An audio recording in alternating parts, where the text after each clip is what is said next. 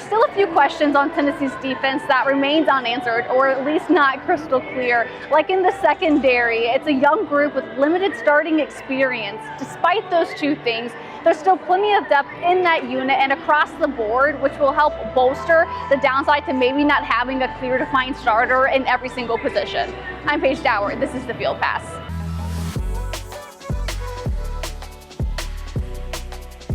You can probably also tell the football season is right around the corner because it is a lot louder at this indoor facility than it has been the last few weeks of preseason fall camp. We have the cheerleaders practicing their routine, so let's maybe enjoy the ambiance if you find it a little overpowering, but we're gonna roll with it and hopefully it's not too distracting as everybody gets back on campus. But let's start in the secondary, specifically with Star. Buke Carter seems to still be trending in the right direction. Him and Christian Harrison have kind of, again, been leading the charge for that star role. Now, when he came to Tennessee, just like it is for every newcomer or even a transfer coming in that has playing experience already, it's tough to adjust to this system, and that's a learning curve he had to overcome. Defensive coordinator Tim Banks spoke a little bit about that today, that they had to speed up that learning curve process. So far, Buke Carter has responded pretty well, and he's trending in the right direction, and Banks says that he has a chance to prove himself this season. Now with the corners, Andre Turntine is one guy who has waited for his moment, maybe not always patiently,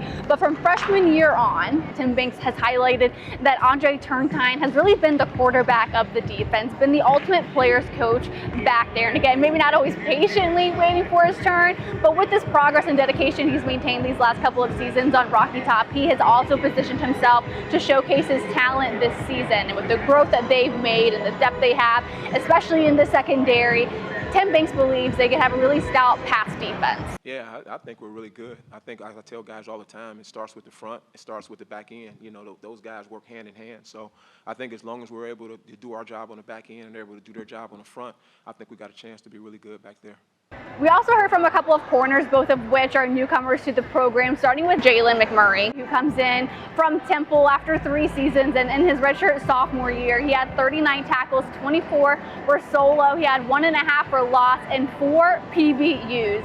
Now, he has a lot of talent in that corner position, but coming into Tennessee is a totally different ball game. He says he was really eager to come here to be able to play in the SEC, but a part of that is going up against some really good wide receivers, of which he calls could be the best in the SEC, if not the country. So especially in that position group, one of the best ways for those guys to get better is going up against the wide receivers. And he had to learn quickly to adjust to the speed and talent stacked in that room. You get pushed, like it's, I don't know how to explain it. Like it's they force you. You can't take a play off. Like you can't, oh, such and such. And not with us. Not with us. I feel like whoever's in, you know, you got to be on your P's and Q's. You really have to lock into your keys. Yeah. And when talking to Tim Banks and what it's like going up against the offense and how the offense is challenging his defense, he ends up going to Nico Imaliava, who says he sometimes forgets like how tall he is and the command that he has for his offense until they're going up against him, or he's there around him and watching, and it just again reinforces that Nico doesn't look like a first-year starter. I think when you start talking about Nico, he just has such a strong command from my perspective of the offense. You know, he can throw it, you know, with the best of them, but if I'm being honest, just his sheer size. Sometimes I forget how big he is till I get up on him. You know, when he tucks that ball and he starts to run, you know, that's a problem for anybody, particularly us in defense trying to, you know, corral that guy. So, you know, I think our offense will pick up where they left off the last couple years, and they'll do exactly what they're doing. Back to Jalen McMurray. He just seems so excited and happy and eager to be at Tennessee for the chance to play for the Vols and in the Southeastern Conference. And while the defense is still hammering out roles and responsibilities, he jokingly but also meaningfully said he'll play anywhere. Obviously, it's a team sport, so I'm willing to do whatever it takes for us to be the best of the nation, you know. And whether that's inside, outside, like, shoot, they tell me to play D-line, I'll try my best to do that. But just being able to step in and really be an asset and help this team be successful.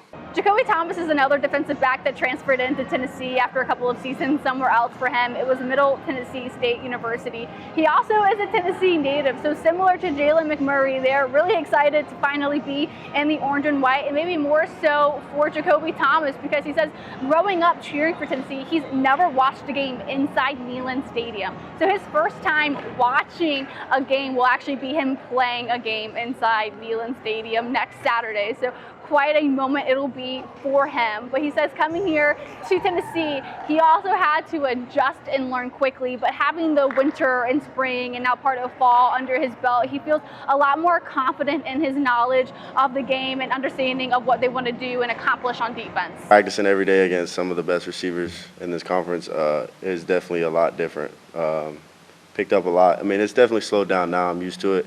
But it's definitely a blessing to be able to go against guys that are at the top level day in and day out. So I feel like that's going to help my game a lot more. Thank you all so much for watching and always liking and subscribing and engaging in the content. I really have appreciated it. And I know we're getting close to that 1,000 mark at this point. And I seriously couldn't be doing any of this without you all. So thank you all so much. Please also leave comments if there's other things that you want to hear about or for me to talk about. But it will be off on Saturday and Monday. I'll be back Monday when it's officially a game week for Tennessee. There we'll hear from Coach Josh Heupel, so I'll have another practice report, but now it'll be a game report on Monday. I'll talk to you guys then.